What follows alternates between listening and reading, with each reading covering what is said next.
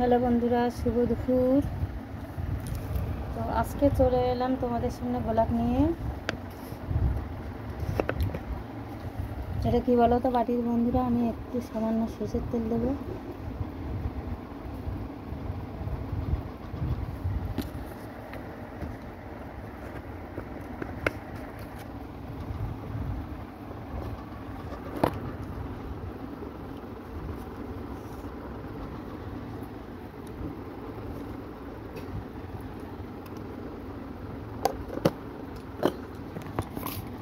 দেখো, এটা মাখবো। এটা হচ্ছে নিমের ফুল, খেতে খুব ভালো লাগে এই গরমে। একটু কড়াইতে তেল দিয়ে ভেজে নিয়েছি, নিয়ে লবণ দিয়ে একটু পেঁয়াজ কুচিয়ে দিলে বেশি ভালো লাগে, কিন্তু আমি দেবো না। একটু সামান্য সরষের তেল দিয়েছি, আর একটু পেঁয়াজ কুচি দিলে আরও বেশি হয়, ভালো লাগে। কিন্তু আমার পেঁয়াজ কুচানো হয়নি।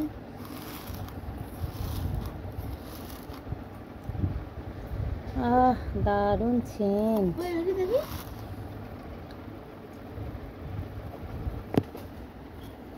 দেখো মাখা হয়ে গেছে।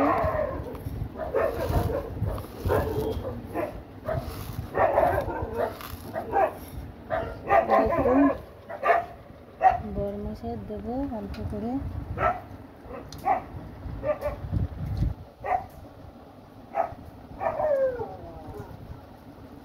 তুই তো খাওয়া ভালো গরমে খাবার, গরম পড়ছে। একটু চেটে দেওয়া হাতটা, চা খাবি কেন? ভালো জিনিস।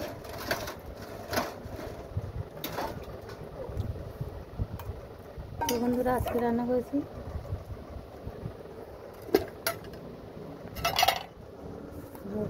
ছোলা ভিজিয়ে রেখেছিলাম রাতে। তরকারি কালার এখানে ভালো আসছে না, কারণ ঘরে বেঁচে এই যে ছোলা ভাজা করেছিল সব খেয়ে নিয়েছি। মোচা দিয়ে ছোলা করেছি। আমার বাবাই খুব ভালোবাসে, ওর খুব প্রিয় মোচা দিয়ে ছোলা। বাবার একটু দিয়ে দিলাম। ঘরে আলোটা কম বলে, আলো কম না, জানলা বন্ধ বলে তরকারি কালার বোঝা যাচ্ছে না।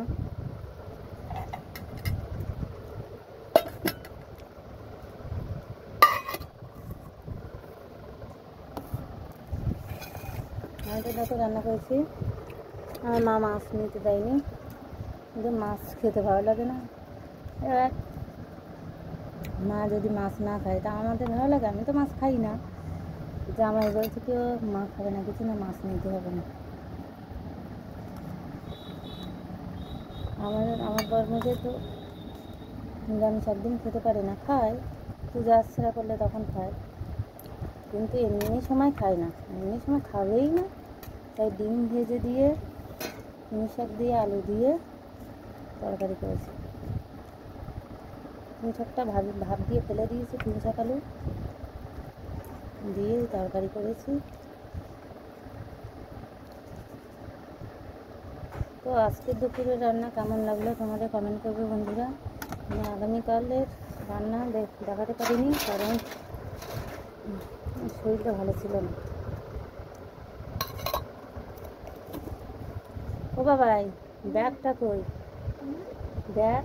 সবাইকে টাটা, সবাই ভালো থেকো, সুস্থ থেকো। শুভ দুপুরের অনেক অনেক শুভেচ্ছা, ভালোবাসা রইল।